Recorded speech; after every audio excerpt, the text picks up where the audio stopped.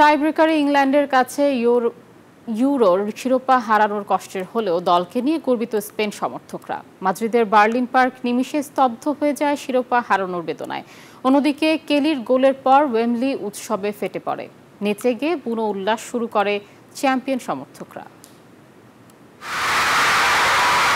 আতশবাজি আর দর্শকের উল্লাসে যখন ওয়েম্বলির মাটি কাঁপছে, তখন প্রায় 1000 কিলোমিটার দূরে মাদ্রিদের বার্লিনে দিনের আলোতেও যেন ঘোর অন্ধকার।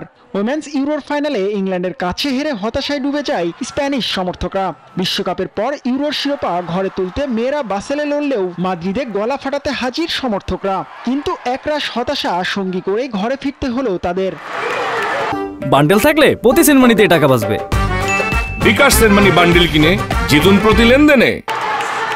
ফাইনালে আক্রমণ কিংবা বল দখলে আধিপত্য ছিল স্পেনের, তবে টাই ব্রেকারে ম্যাচ হেরে হতাশা ডুবলেও দলকে নিয়ে গর্বিত সমর্থকরা।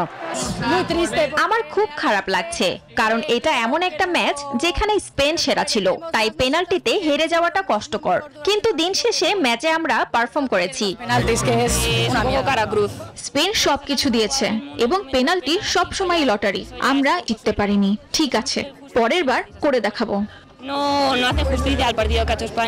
ঘরের মাঠে 2022 সালে জার্মানিকে হারিয়ে ইউরো শিরোপা জেতে ইংল্যান্ডের মেয়েরা। এবার সুইজারল্যান্ডে শিরোপা ধরে রাখলো তারা।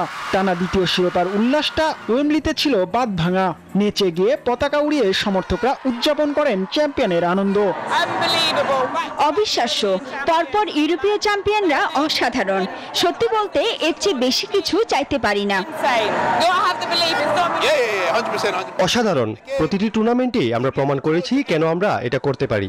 যখন এটি আবারও প্রমাণের জন্য প্রয়োজন হয়েছে, তখন আমরা হাজির হয়েছি এবং আমরা সত্যিই আনন্দিত।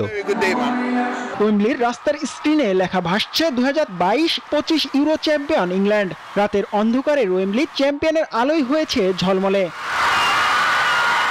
জিহাদ আল হাসান, নিউজ 24।